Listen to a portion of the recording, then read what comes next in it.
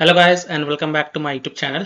In this video tutorial I will show you how to download or install the Life and Suffering of Sir Brante game on PC with the Steam launcher for free, and this game is free to keep. So here follow the steps very carefully. So open Steam, go to the store, and inside the store search for the Life and Suffering of Sir Brante and then click on this game.